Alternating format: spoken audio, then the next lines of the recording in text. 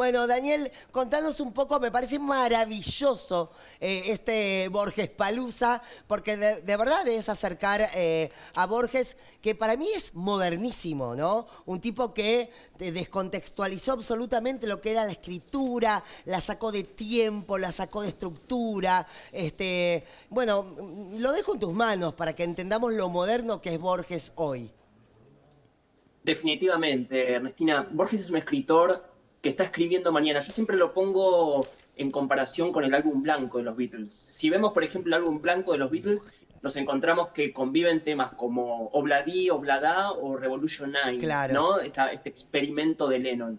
Y de sí, repente en Borges, sobre todo en los años 40 de Borges, sí. que a mi entender es la década ganada de Borges, que va del 39 al 53 aproximadamente, encontramos textos como El Sur, pero además encontramos textos como Tlön Orbis Tertius, la Biblioteca de Babel. Yo a veces hago el desafío con alumnos y alumnas, le digo, hagamos como ejercicio intentar spoilear la Biblioteca de Babel. No se puede spoilear, no hay forma de spoilear ciertos textos de Borges porque el oficio de Borges es la fragmentación, es la Total, desintegración, total. es la idea, es el concepto y como bien decías, es la provocación y es la rebeldía, por lo cual la idea de palusear a Borges no es una idea original per se, porque la materia rockera, la materia rebelde ya está impregnada en la literatura de Borges. El festival trata de enfatizar más aún esa idea. Hay algo que a mí me gustaba mucho de él, que era como su pensamiento sobre la amistad.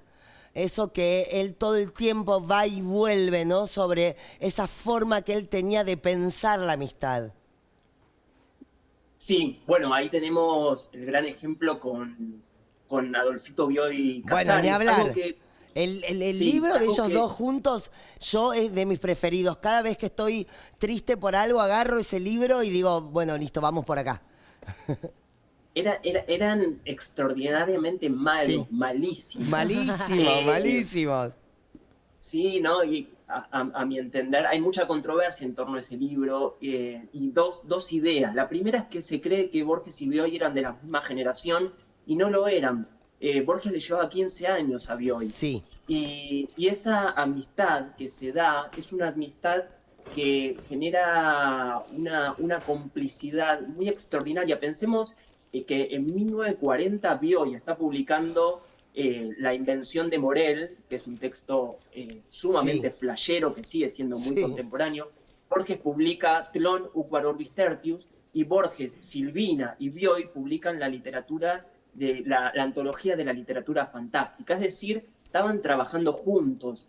Y este libro, además de reflejar un manual de literatura, refleja un manual de los chismes de la literatura y también está Sí. buenísimo porque los humaniza, ven, son rosqueros, están en el Kosarinsky copia un poco también, ¿no? Eso del Museo del Chisme. Kosarinsky copia un poco. totalmente. Y es una de las amistades más extraordinarias de la literatura, hablando de amistad y de Bioy y Borges. Ahora, perdón, Sí, Lupi, tenés una pregunta, por Sí, favor. bueno, lo que te quiero preguntar es, todas estas explicaciones que están repasando con Ernest, cuando están en el festival, ¿qué le pasa a las personas que van, sobre todo a las personas más jóvenes que se acercan? Va a haber rock, por ejemplo, ¿no? O sea, ¿cómo fueron asociando libremente para bajar la figura de Borges, de ese pedestal ese solemne, y ponerlo directamente en el piso del rock? sí, es muy interesante lo que planteas porque hay un imaginario en torno a que hay una distancia entre las juventudes y Borges, ¿no? Como si las juventudes siguieran mirando a Borges como un escritor del siglo XX o del siglo XIX, porque efectivamente nace en Claro.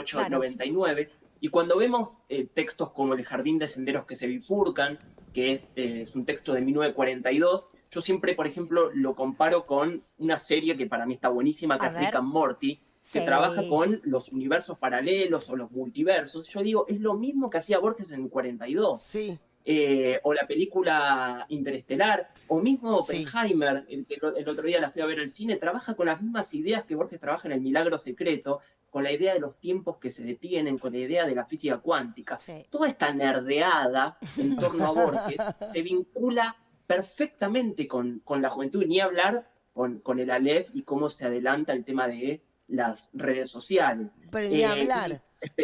Y específicamente, perdón, incorporo una idea más, lo del rock, que va a tener el cierre de Abril Sousa, fundador de cuentos, ahí lo tenemos ahí Borgianos. conchado, de fundador de cuentos borgianos y batero de Catupecu Machu. Hay una película de 1970 que se llama Performance, protagonizada por Mick Jagger, donde aparece Mick Jagger leyendo fragmentos del cuento El Sur y de Tron, Upar Orbis Tertius. Es decir, tenemos a Mick Jagger Leyendo con a sexo, Borges. drogas, rock and roll, el London Swinging y No, Borges. y te voy en a medio, agre- en y te medio voy- de todo Y eso. te agrego algo, ahora que yo estaba Sí. revisando mucho a Spinetta por algo que estoy haciendo personal, hay algo muy spinetiano en Borges, pero no tanto en su prosa como en sus respuestas cuando era entrevistado. O sea, si vos pones entrevistas de Spinetta y entrevistas de Borges, hay un cruce ahí muy interesante.